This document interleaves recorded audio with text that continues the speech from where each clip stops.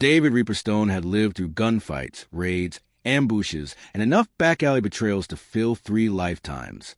But nothing hit him like the sound of his ex-wife screaming to the phone at 3:47 p.m. He was in the Steel Demons clubhouse, sorting shipments and schedules when the call came.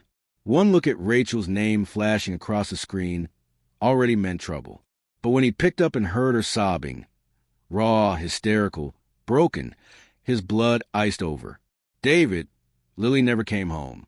She got off the bus. They said she got off, but she's not. She's gone. For a moment, the world shrank. The clubhouse noises faded. His brother's voices blurred into nothing. He felt every muscle in his body lock. "Rachel," he said, voice low, controlled, the dangerous calm that only came before violence. "Tell me everything." Slowly. But Rachel couldn't slow down. She was gasping, choking on panic. The bus driver said she stepped off at 3:30. David, her backpack was on the ground at the curb, but she wasn't anywhere. "I checked the neighbors. I checked the yard. David, she's 8. She wouldn't wander off. She wouldn't." Reaper didn't wait to hear the rest. He was already moving, already storming out of the office, barking orders. "Ghost! Stitch! On me now!" he roared. Steel chairs screeched as men shot to their feet. The club fell into instant formation because every single person in that room knew what Lily meant to him. She wasn't just his daughter. She was a Steel Demon's princess, the only child ever born to a reigning president. She was protected by 32 full patch members and 200 supporters. Anyone who touched her was signing their own death warrant. But someone had touched her. Someone had taken her. And that someone had no idea what kind of hell they had unleashed. Reaper and 3 riders reached Rachel Street in under 6 minutes.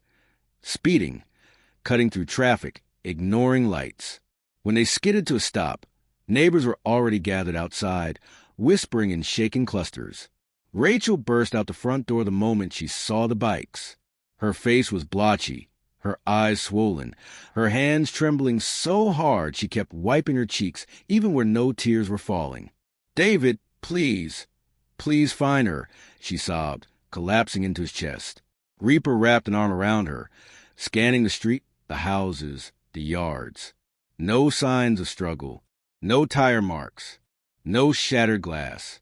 Just Lily's small pink backpack, lying on the sidewalk like a dropped piece of childhood. "Where's the driver?" Reaper asked sharply.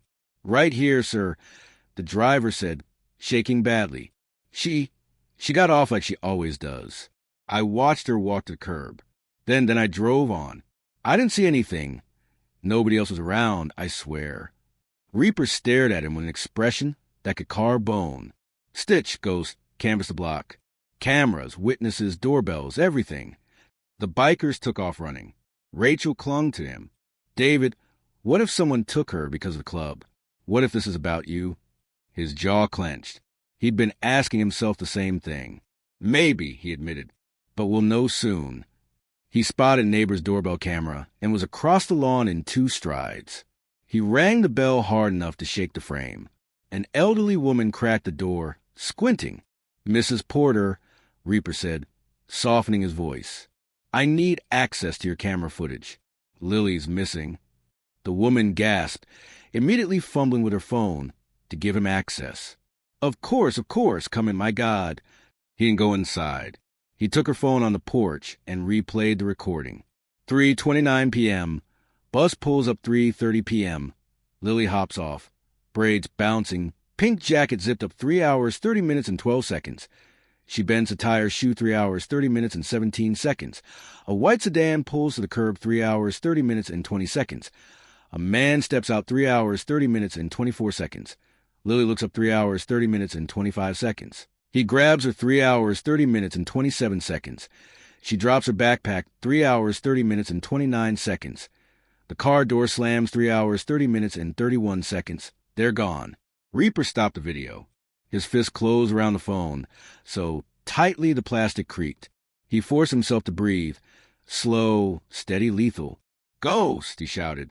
Ghost sprinted back instantly. Reaper held up the frame of the man's face, caught between motion blur and shadow. "Run this through everyone we know." Rivals, dealers, gangs, ex-associates, parole lists, I don't care. Someone knows this man. Ghost nodded and took off. Rachel whispered, David, who is he? I don't know yet. His voice was a razor. But I'm going to. Half an hour later, they found his first lead.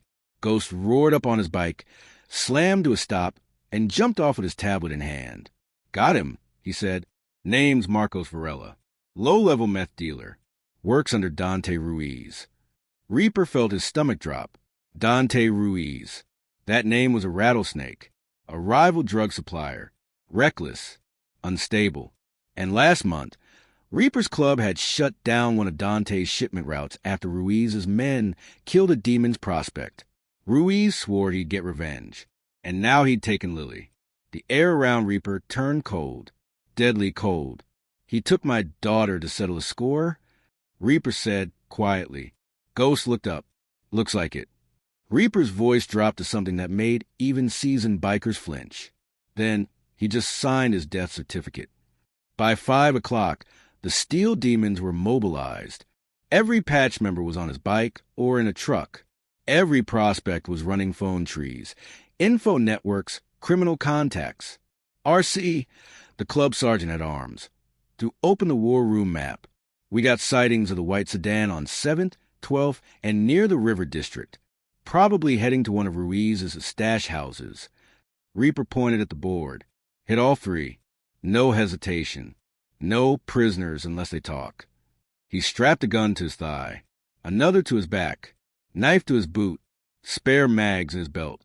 Each movement was precise, practiced, terrifying. Rachel stood in the doorway, arms wrapped around herself. David, bring her back. Please. He stepped close, touching her cheek gently, so much gentler than the violence boiling underneath. I will, he said, and nothing on this earth will stop me.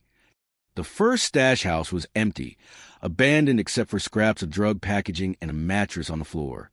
The second held 3 dealers, all of whom swore they hadn't seen Lily.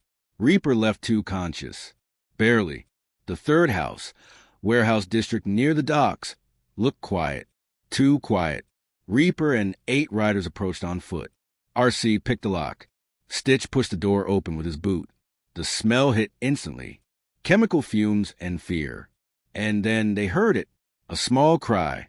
A child's cry. Reaper froze. His heart slammed against his ribs. Every instinct flared. Lily? Another muffled sob. Reaper didn't wait. He kicked the door so hard it flew off the hinges. Inside were 3 armed men, and in the corner, tied to a chair, duct tape over her mouth, eyes red and terrified. Lily. Reaper saw red. But before he could move, one of the men pressed a gun to Lily's temple. Don't take another step, Stone, the man shouted. Ruiz wants his payment, and you're gonna... Boom. A gunshot exploded from the catwalk above. The man with the gun dropped instantly. Everyone froze. Reaper spun, gun already raised, and saw Marcos Varela stepping out of the shadows with a rifle. But his gun wasn't pointed at Lily. It was pointed at the other 2 dealers. Put your weapons down. Marcos snarled at them. Now. Reaper stared, stunned. The man who kidnapped his daughter was now protecting her?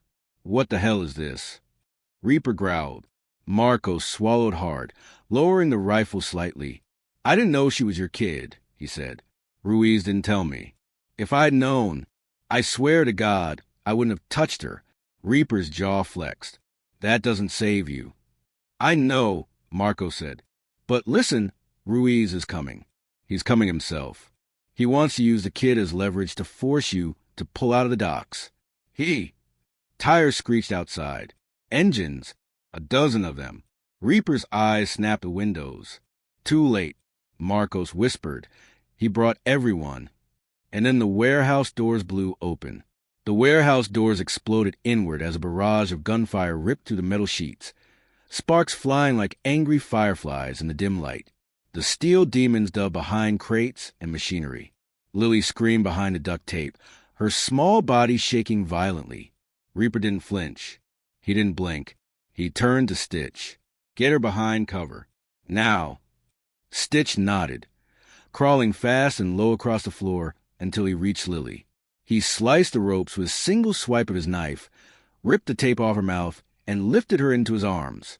She threw her arms around his neck, sobbing, "Daddy, Daddy."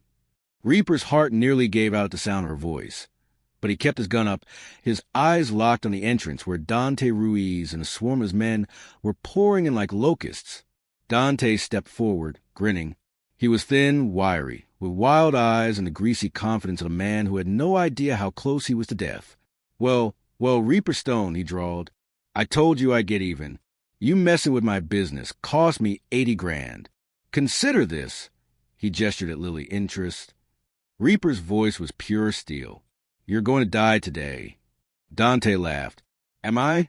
Because right now, I got 20 guns pointing at your boys and your precious daughter. And you? You've got what, 7? 8. Reaper didn't answer, because behind Dante, something unexpected was happening. Marcos Varela was moving. Slowly, quietly, he slid behind a support beam, rifle in hand, eyes on Dante, not Reaper. And Dante hadn't noticed. Reaper did. Dante kept talking. "You think you can run the city? You think you can shut down my routes? You think your patch means..." Boom. Marcos fired. Dante staggered forward, clutching his shoulder as blood sprayed across the concrete. "You traitor," he screamed. Chaos broke loose. Gunfire erupted from both sides. The warehouse filled with deafening blasts, muzzle flashes, lighting the chaos in violent bursts. Demons and dealers scattered for cover. Bullets tore through crates, shattering wood and sending splinters flying. Reaper moved like a ghost through the storm, taking down 2 of Dante's men with swift, precise shots. He ducked behind a forklift, popped out, and dropped another. He wasn't fighting for territory or money or pride. He was fighting for his daughter. He saw Stitch crouch behind a stack of pallets. Lily curled against him, hands over her ears, crying and shaking. Stitch shielded her with his whole body, grimacing as bullets cracked the wood around them. Reaper shouted, "Stitch, get her out the back." Blocked. Stitch yelled back, "They've got the exits covered." The warehouse doors slammed shut behind the Ruiz men, trapping everyone inside the metal tomb. Reaper swore under his breath. This wasn't a shooting match. This was an extermination. Marcos kept firing at Ruiz's men, shouting, "They didn't tell me it was a kid. I ain't dying for that bastard." One of Ruiz's men turned on him. "You kidnapped the wrong kid, Varela. You're dead either way." Marcos fired back, dropping him with a headshot. Reaper caught Marcos' eye for a split second, an unspoken acknowledgement. Not forgiveness, not trust, just the understanding that for now, they were fighting the same enemy, the enemy who wanted Lily dead. RC slid behind Reaper, reloading. "We're pinned, boss. They've got numbers. We need a choke point." Reaper scanned the warehouse and spotted the catwalk stairs. "Up there," he barked. "Ghost, RC, take the high ground." Ghost and RC sprinted toward the stairs, bullets snapping at their heels. Ghost fired upward, clearing the catwalk of 2 Ruiz shooters before they reached the halfway point. Reaper covered them, firing sharp bursts that kept Dante's men behind cover. The tide began shifting. Demons regained ground, pushing Ruiz's men back toward the center. But Dante himself had vanished in the chaos. Reaper's instinct screamed. He scanned the room. Where would a coward go? Where could he cause the most damage? And then he saw it. Dante had circled around the far side of the warehouse. He was no longer holding a gun. He was holding a syringe, filled with something black and viscous. Reaper's blood went cold. The syringe was inches from Lily's neck. Dante snarled, "One more step, and she dies stone." Lily screamed, trying to shrink away from the needle, but Dante jerked her closer, pressing her harder. Stitch froze beside her, eyes wide, muscles trembling with the instinct to attack, but the knowledge he couldn't, not without risking her life. Reaper lowered his gun slightly, but only slightly. "Dante," he said quietly, "if you hurt her, your death will last hours." "Oh, I know," Dante chuckled, "but imagine how much it'll hurt you." Reaper took a step. Dante pressed the needle harder. "Another inch," Dante hissed, and she gets a dose of black tar straight into her. Crack. A gunshot. Dante stiffened. The syringe slipped from his fingers. He collapsed to the floor with a hole between his eyes. Marcos Varela stood behind him, rifle smoking. Reaper stared. Marcos breathed hard, shaking. Nobody hurts a kid. Nobody. Reaper moved instantly, grabbing Lily and pulling her into his arms. She sobbed into his chest, clinging to him like her life depended on it. "Daddy, I want to go home. Daddy." "I've got you," he whispered, voice cracking for the first time in years. "I've got you, baby girl." The remaining Ruiz men tried to flee, but the demons cut them off. Within minutes, the warehouse was cleared, the gunfire silenced. Only the smell of smoke and gunpowder remained. Stitch knelt beside Lily. "You okay, sweetheart?" Lily nodded shakily. "Can we leave?" "Yeah," Reaper said softly. "We're going." He lifted her into his arms and carried her out of the warehouse. The rain had started outside, cold, steady, cleansing. Reaper held Lily tighter as she rested her head on his shoulder. Finally exhausted, finally safe, Ghost approached. "Boss, what about him?" Reaper looked back into the warehouse. Marcos was leaning against a crate, bleeding from a shoulder wound, staring at the floor. He expected death. He accepted it. Reaper walked up to him. Marcos didn't look up. "Get it over with." Reaper stood silent for a moment. "You saved her life," he said. Marcos nodded once. "Not enough to make up for taking her." "No," Reaper agreed. "It isn't." Marcos sucked in a breath. "Then do it." Reaper holstered his gun. Marcos's head snapped up. "What?" "You're not leaving town," Reaper said. "You're not disappearing.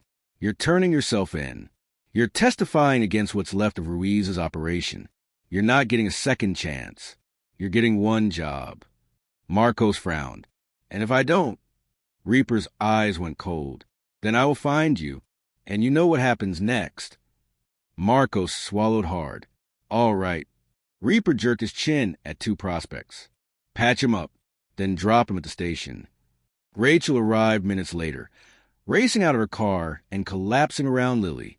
Reaper stepped back, letting the women cling to each other, tears blending with the rain. Rachel looked up at him with a trembling smile.